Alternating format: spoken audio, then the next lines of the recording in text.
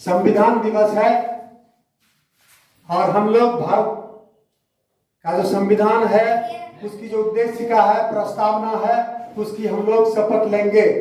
हम भारत के लोग भारत को एक संपूर्ण प्रभुत्व संपन्न समाजवादी पंथनिरपेक्ष लोकतंत्रात्मक गणराज्य बनाने के लिए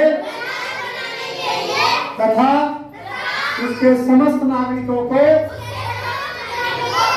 सामाजिक, आर्थिक और राजनीतिक न्याय, विचार, अभिव्यक्ति, विश्वास, धर्म और उपासना की स्वतंत्रता, प्रतिष्ठा और अवसर की समानता क्षमता प्राप्त करने के लिए तथा उन सब में व्यक्ति की गरिमा और राष्ट्र की एकता और अखंडता सुनिश्चित करने वाली बंधुता बढ़ाने के लिए दृढ़ संकल्प होकर अपनी संविधान सभा में आज तारीख 26 नवंबर 1949 ईस्वी को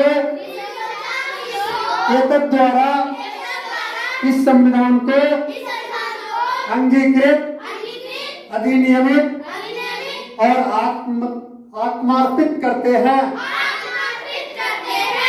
बच्चों, आज संविधान दिवस है और आज ही के तारीख को 1949 को इस संविधान को अंगीकृत किया गया था। क्या हमने संविधान में जो अंकित शब्द हैं उसको हमने प्राप्त किया? धर्मनिरपेक्षता, समाजवादी।